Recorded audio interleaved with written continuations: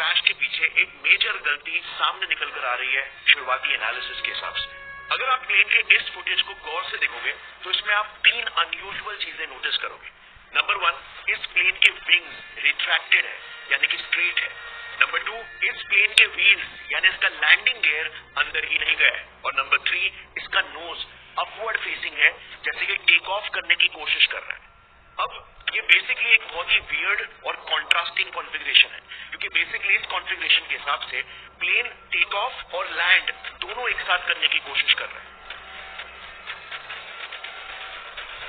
देखो नॉर्मली ना, और ये आपने भी देखा होगा अगर कभी आपको विंग्स के बाजू वाली सीट मिली हो, कि जैसे ही प्लेन टेक ऑफ करता है उसके विंग्स ऐसे बाहर निकले हुए होते हैं।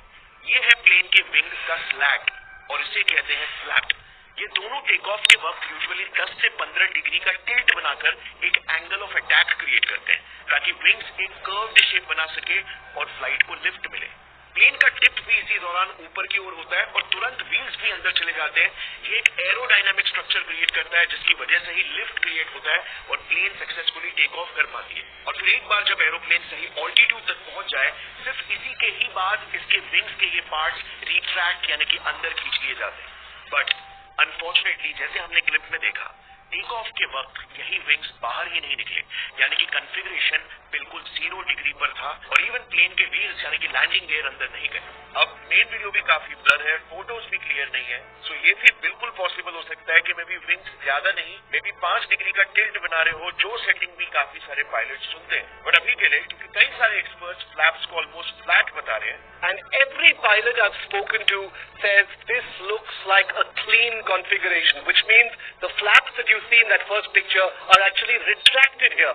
हम इस केस को पहले कंसिडर करते हैं हमारे एनालिसिस में। अब ऐसे केसेस में ना, भले ही अगर दोनों भी इंजन पूरी तरीके से काम भी क्यों नहीं कर रहे हो, जो कि एक अच्छा चांस है कर रहे हो सकते हैं और मैं आगे बताऊंगा क्यों, बट फिर भी लिफ्ट ग्रेटली रिड्यूस हो जाता है, क्योंकि सिंपल फिजिक्स, ड्रैग फोर्स यानी कि रेजिस्टेंस फोर्स बढ़ जाएगा इस लेस एरोडायनामिक कॉन्फ़िगरेशन की वजह से। प्लस अगर तापमान भी बहुत ही गर्म हो, जो कि उस दिन था 40 डिग्री था, तो इसमें लिफ्ट करना और भी ज्यादा मुश्किल हो जाता है, क्योंकि हॉट एयर की डेंसिटी कम रहती है जो इफेक्टिवली लिफ्ट को प्रोवाइड नहीं कर पाती। और इनफैक्ट ऐसे केसेस में तो विंग्स को भी 20 से 25 डिग्री तक टिल्ट करना आइडियल रह सकता है।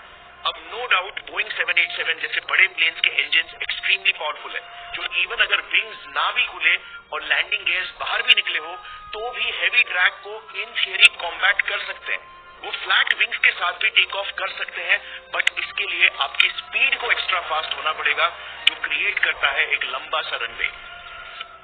अब इस क्रेडिबल सोर्स के हिसाब से इस प्लेन ने एक फेयरली लंबे रनवे से ही टेक ऑफ किया था, अपना पूरा 3.5 किलोमीटर का रनवे कंप्लीट कर, मगर इसके बाद भी कोई 100% गारंटी नहीं है कि फ्लाइट सक्सेसफुली टेक ऑफ कर पाए, क्योंकि अगर किसी भी और फैक्टर की वजह से लिफ्ट थोड़ा सा भी कॉम्प्रोमाइज हो जाता है या ड्रैग बढ़ जाता है, तो प्लेन का क्रैश हो जाना लाइकली था। और इसीलिए अब हमें दूसरे फैक्टर्स को भी कंसिडर करना पड़ेगा, जैसे एयरक्राफ्ट का वेट, इंजन का टोटल परफॉर्मेंस, कि कहीं इंजन आधा या पूरा कॉम्प्रोमाइज तो नहीं हो गया था। अगर 2 में से सिर्फ एक इंजन भी फेल हो जाता है इस टेक ऑफ के दौरान, जो कि पॉसिबल है, तो भी लिफ्ट और कम हो जाने की वजह से क्रैश होना लाइकली था।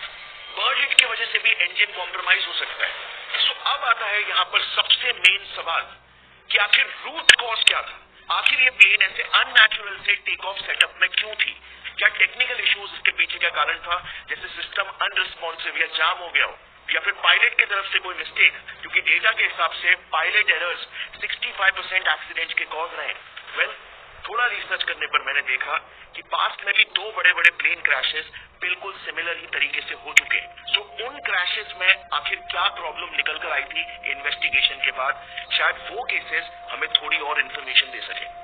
20 अगस्त 2008 मैड्रिड स्पेन के रनवे 36L से एक मैकडॉनल्ड डगलस की MD-82 एयरक्राफ्ट 172 लोगों के साथ उड़ान भरती है और टेक ऑफ के बस 10 से 15 सेकंड्स के अंदर ही बस 300 मीटर उड़े वो नीचे क्रैश कर जाती है और इस हादसे में 154 लोगों की अनफॉर्चुनेटली ऑन द स्पॉट मौत हो जाती है। तो यहाँ पर एग्जैक्टली क्या गलती हुई थी? वेल, अहमदाबाद वाले प्लेन की ही तरह यहाँ पर भी विंग्स के स्लैट्स और फ्लैप्स नहीं खुले थे और विंग का पोजीशन एकदम फ्लैट था।